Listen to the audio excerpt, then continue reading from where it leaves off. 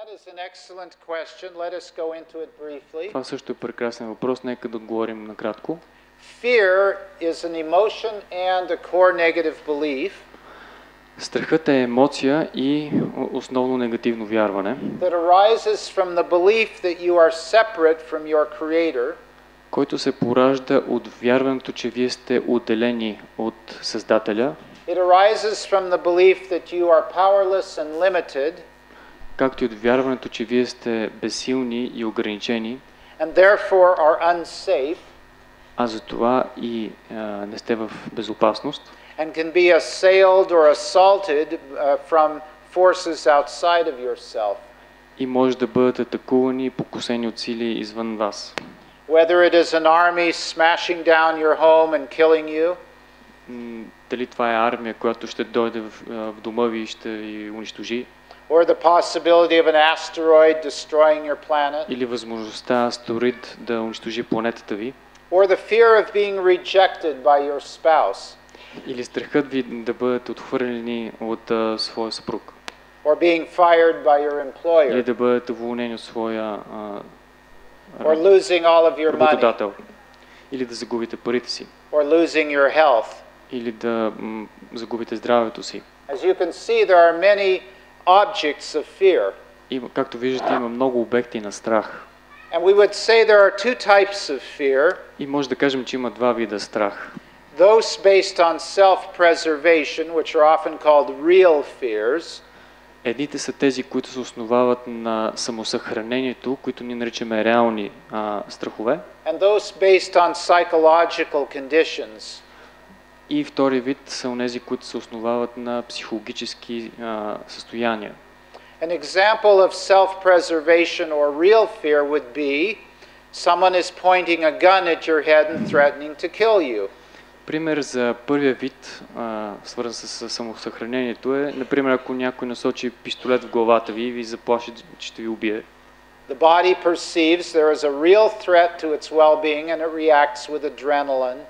Тялото усеща тази заплаха и реагира с повишаване на адреналина. That type of fear is pretty well understood. Този вид страх е много добре разбран. But if there is no real danger to your being, Но ако няма реална заплаха за вашето същество, then you have a psychological fear. тогава страховете са психологически. I am afraid my spouse is going to leave me and I am in fear of that. Страхувам се, че моят съпруг ще ме напусне. And perhaps there is some triggered event that is leading to that fear. Възможно да има някакво събитие, което да отключи този страх. Perhaps she yelled at you or he yelled at you yesterday. And now you are afraid they are going to leave.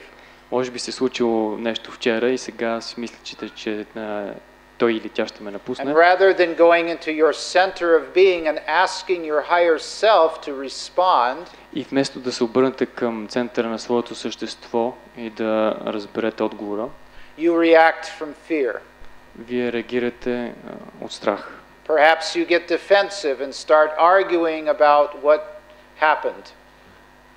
Изпадате в състояние на дефанзивност и се опитвате да разберете какво се случи, какво се е случило. Trying desperately to explain your behavior. Опитвате се отчаиващо да разберете своето поведение. Because of your fear that the person is going to leave. Поради страха, че човека може да ви напусне. When in fact it is possible to go to a deep place within yourself. Можете да навлезете в дълбоко място в себе си. And ask, what would my higher self do in this situation? И да попитате, какво би направил моя висш аз в тази ситуация? How would my higher self respond? Как би отговорил моя висш аз? What is the big picture of this situation? Каква е голямата картина на тази ситуация? And in so doing, you diffuse the psychological fear. И като правите това, вие разнасяте страха. Той се разпръсква. And perhaps you will meditate and breathe and do some therapy or some healing. И може да медитирате, да правите дихателни упражнения и така нататък. In order to integrate and release the psychological fear of rejection. За да интегрирате и освободите психологическия страх на отхвърлянето. which may be based on the belief that you are nothing without your spouse, което може да се основава на вашето вярване, че вие сте нищо без своя съпруг. or that you will be horribly lonely and nobody will love you, Или че вие ще бъдете самотни, че никой не ви обича and that your well-being depends on being loved by other people, и че вашето благосъстояние зависи от други хора, which means you have forgotten that you have the love of God within you. което означава, че вие сте забравили, че имате любовта на Бог вътре в себе си. When you know you are loved and have love within you, Когато знаете, че сте обичани вътре в себе си, you tend to attract loving people into your life. вие сте склонни да привлечете любящи хора в живота си. So we are not going to go into a long discussion of psychological fear at this time. И сега няма да навлизаме в подробна дискусия за психологическия страх.